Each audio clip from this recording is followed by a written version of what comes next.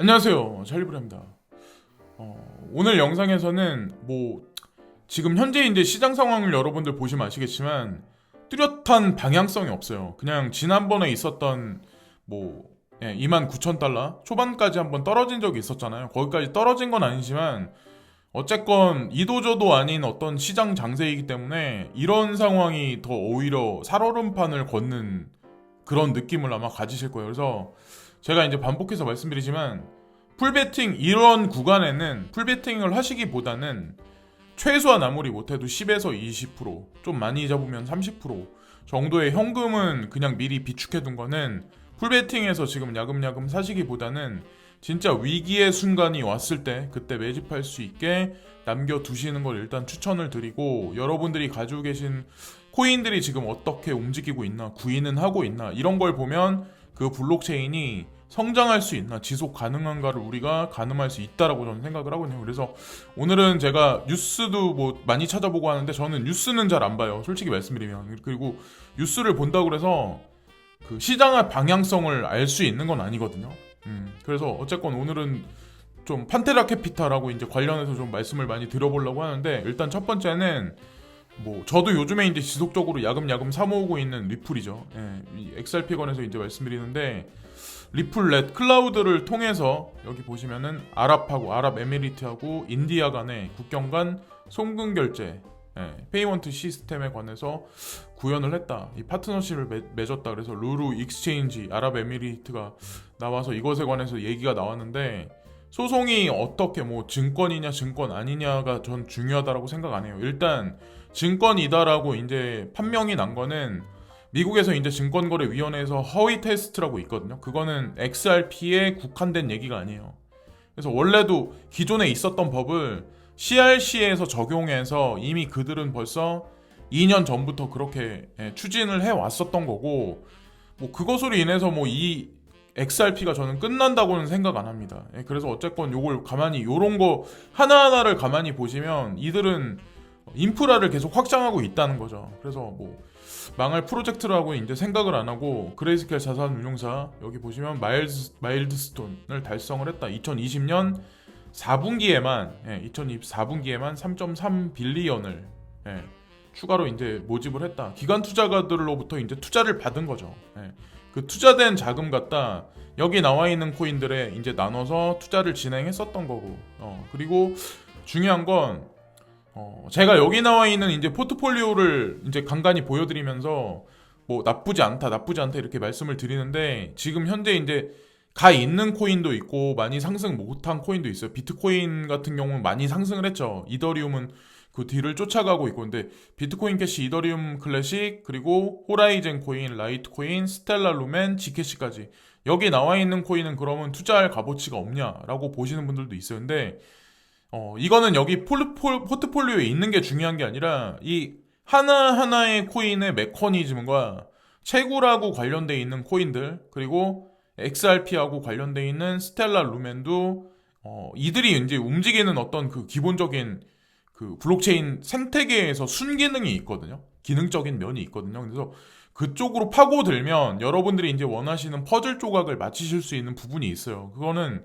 저희 이제 그런 생각을 하거든요. 제가 영상에서 어떤 거에 관해서 언급을 한다고 그래서 그게 100% 정답이 될 수는 없지만, 내가 그것에 관해서 좀 디테일하게 파고들고 내 것으로 만드는 게 진짜 자기만의 신념과 확신을 가질 수 있다라고 저는 생각을 하거든요. 그래야 시세가 조금 흔들릴 때 좀 약간 흔들흔들거리지 않을 수 있는 어떤 그런 기둥이 세워지거든요. 저도 이제 예전에는 저한테도 인플루언서 되는 분들이 있긴 하지만, 그분들이 어떤 거에 관해서 이제 언급을 하면 찾아보고 확신할 수 있는 어떤 뒷받침되는 그런 것들이 있어야 돼요. 그게 저는 기본적 요소라고 생각을 합니다. 가격은 반드시 후행해서 쫓아오게 돼 있어요. 가격에 관해서는 걱정할 필요가 없는 거고. 자, 그리고 여기서부터 이제 본격적으로 이번 영상에 관해서 이제 말씀을 드리려고 하는데, 판테라 캐피탈이 본인들의 포트폴리오에 있는 코인들, 그리고 그 본인들이 이제 ICO 투자했었던 코인들, 그 코인사들이 요즘에 이제 구인을 되게 많이 해요. 사람을 되게 많이 뽑아요. 그래서 그런 거에 관해서 이제 말씀을 드리려고 하는데, 구인을 한다는 의미가 되게 의미심장한 거죠. 일단 판테라 캐피탈 자체가 그 8명, 8명의 어떤 기술자들, 블록체인 전문가들을 모집을 하고 제로엑스는 9명. 저도 이제 제로엑스에 관해서 많이 추천을 많이 드렸었잖아요. 그래서 어쨌건 물려 계신 분들도 중장기적으로 그냥 나쁘지 않게 보시고 신규로 진입하시려던 분들 같은 경우는 조금 급작스럽게 만약에 3만 달러 밑으로 한번 떨어지는 구간이 분명히 올 거라고 저는 생각합니다. 앞으로도. 그때쯤 한번 제로 X를 한번 노리시는 게 어떨까. 그리고 요즘에 이제 바이낸스에서 되게 핫한 코인이거든요. 디파이 관련해서. 1인치라는 이 코인이 있는데, 덱스 관련해서. 이 코인 같은 경우도 뭐 해외 차트들이 되게 많이 노렸고 수익도 되게 많이 봤었던 코인이에요. 그래서 이 코인도 이제 승승장구하고 있는데 이 코인도 이제 본인들이 투자를 했다 이런 거에 관해서 이제 언급을 하고 있고 여기 보시면 앵커리지도 마찬가지로 사람을 구인을 하는데 35명 그리고 앵커리지 거래소 같은 경우는 커스터디언 그러니까 커스터디 전문적인 거래소거든요. 거래 위주보다는 그런 식으로 이제 이해를 하시면 되고 자, 지금 나와 있는 건 판테라 캐피탈의 포트폴리오, 본인들이 이제 투자한 기업들에 관해서 나와 있는 거예요. 그리고 벡트 같은 경우도 투자를 진행했나봐요. 그래서 11명의 사람을 구인을 하고 있다. 예. 그리고 발렌서도 나와 있긴 한데 이거는 그냥 띄고 그리고 빗소, 빗소도 3명 그리고 비트스탬프도 5명을 구인을 하고 있다는 얘기가 있고 브레이브 같은 경우 사람을 좀 많이 뽑아요. 그래서 이번에 그레이스힐 자산 운용사 그 밑에 자회사 개념의 어떤 그런 회사가 만약에 설립이 되면 거기에 신탁으로 등재가 되는 거 진짜 그래스케 자산 운용사의 신탁 상품으로 등재가 되는지 모르겠지만 눈에 띄는 몇몇 개가 있었죠. 디센트럴 랜드, 그러니까 마나코인하고 브레이브라고 뭐 폴카닷, 하고 또 뭐죠? 기억이 안 나네. 그래서 몇몇 개 라이브 피어하고 몇몇 개 코인들이 있었죠. 그래서 그런 코인들도 지속적으로 그냥 눈여겨보시면서 매집 시기가 오면 저는 담아둬야 된다고 생각합니다. 그레이스케일 자산 운용사의 포트폴리오에 있는 거는 기본적으로 조금 비중을 더 많이 두시되 그렇게 생각을 합니다. 그래서 그걸 또 말씀드립니다. 서클사는 사람을 좀 제일 많이 뽑아요. 103명을 모집한다.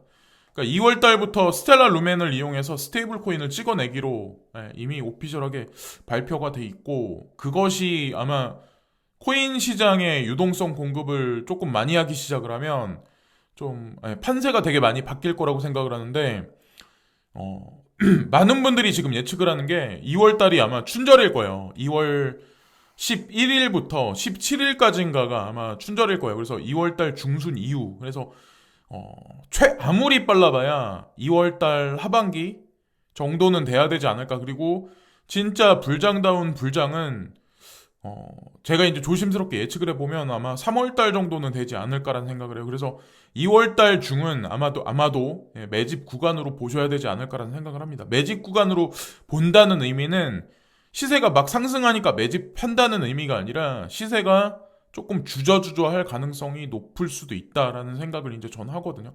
그러니까 요즘 시장 장세를 보면 이 사이클이 계속해서 한동안 계속 반복되지 않을까라는 생각을 해요.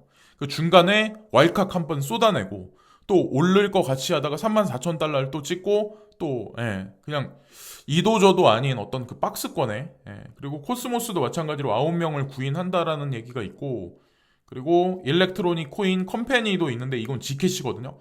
지캐시도 마찬가지로 2명을 모집한다. 그리고 파일코인은 좀 사람을 좀 많이 뽑아요. 26명을 구인한다. 그리고 기프토도 눈에 보이고 그리고 눈에 보이는 게 아이콘. 요즘에 이제 업비트 창에서는 아이콘이 좀 시세를 주도해서 500원, 400원, 300원까지 떨어졌다가 1,000원 가까이 이제 올라갔죠. 근데 많은 개인 투자자들이 아마 손절하고 나갔을 때 그리고 나서 아마 가격이 올라갔을 거예요. 아이콘 중에는. 그리고 지금 올랐다 하더라도 제가 알기로는 마이너스 90% 정도 되는 걸로 알고 있거든요. 그래서 어쨌건 지금까지 홀딩하신 분들은 그냥 이 프로젝트에 장기적인 포텐셜을 보고 그냥 홀딩하는 관점으로 그냥 임하시는 게 좋지 않을까라는 생각을 합니다. 자, 그리고 카이버 네트워크도 있고 라이브 피어 여기 나와 있네요. 라이브 피어 그리고 오미세고에 관해서 또 아마 궁금하신 분들이 되게 많으실 텐데 이 프로젝트가 죽은 거 아니냐. 근데 지금 시장 장세를 아마 보시면 아시겠지만 이런 코인들이 본인들 로드맵에 있어서 프로젝트를 발표를 하는 게 괜찮은 거를 발표하는 시즌이 다 딜레이를 시킨 것 같아요. 제가 이제 보기에는. 그래서 오미세고도 16명의 새로운 신규 직원을 뽑는다. 그러니까 인프라를 계속 확장하고 있다고 보시면 돼요. 망한 프로젝트가 아니라. 그러니까 내가 산 코인만 안 올라가는 게 아니라 시장 전반적인 장세를 다 보셔야 된다는 거죠. 그런 식으로 보시면 되고, 자, 그리고 폴카닷은 13명, 13명의 그 구인을 한다. 자, 그리고 리플사도 구인을 되게 많이 하는데 39명이나 사람을 더 많이 뽑네요. 예.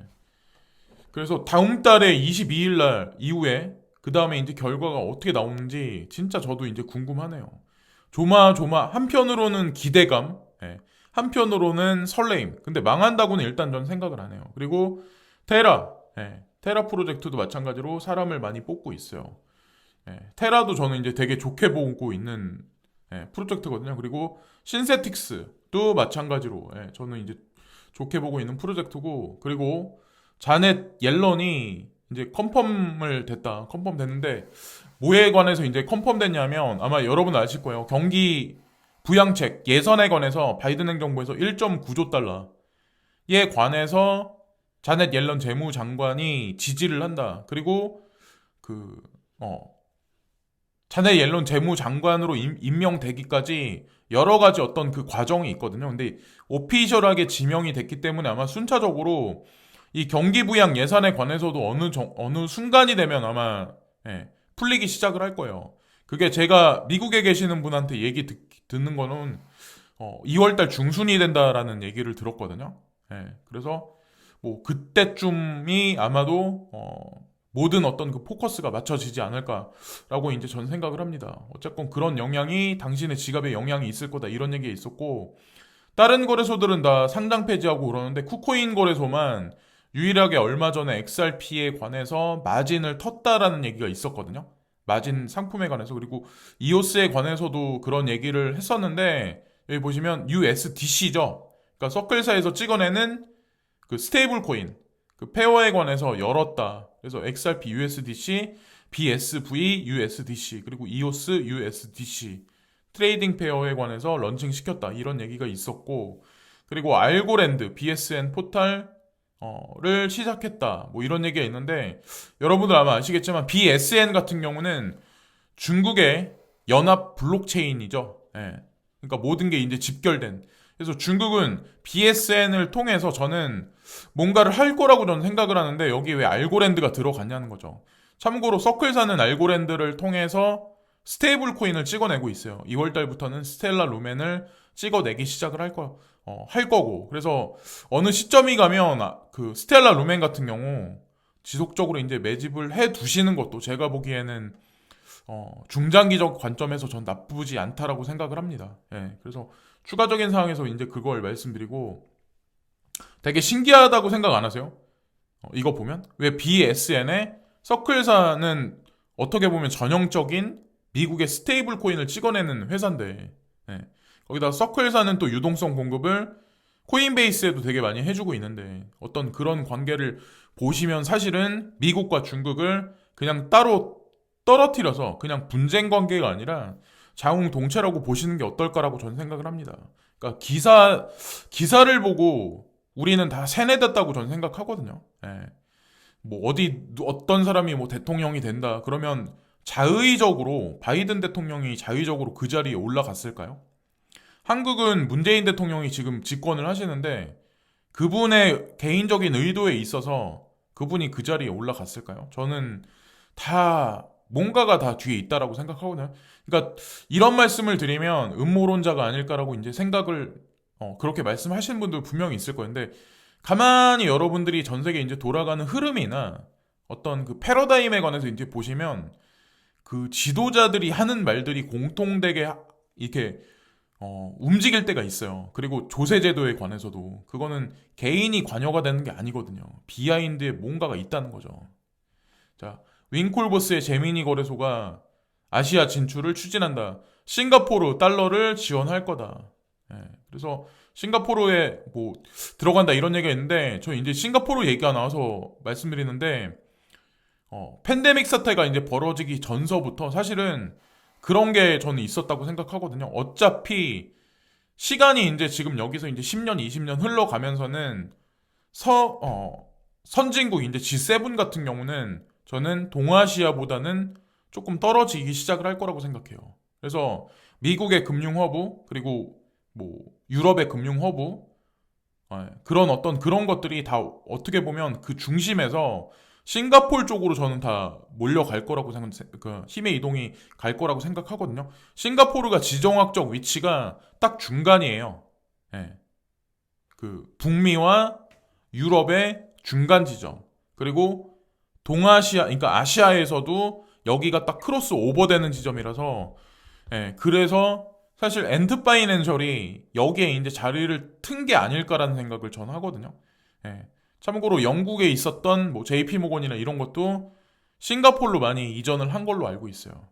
그리고 루나 프로젝트, 그러니까 테라 프로젝트 같은 경우도 그 베이스의 근원을 보면 사실 한국이 아니라 그 여기서 많이 움직이더라고요. 싱가포르 자본에 의해서 또 많이 움직이더라고요. 그래서 그런 관계도 아마 보시면서 좀 시장을 관조하시면 어떨까라는 생각을 합니다. 그리고 디지털 커런시 그룹이 암호화폐 채굴 부문에 세계 10대 채굴풀에 진입했다. 그래서 베리 실버트가 자신의 이제 포부에 관해서 이제 얘기를 하는데 베리 실버트는 파운드리가 곧 상위 5개 채굴풀 목록에 들어갈 것이라고 예측하면서 이 소식을 발표를 했습니다. 만약에 이런 베리 실버트 같은 경우는 비트코인을 10,000원이 안 되는 돈에 엄청난 금액으로 매집을 했었던 사람이거든요. 이거는 운이라고 볼 수가 없어요.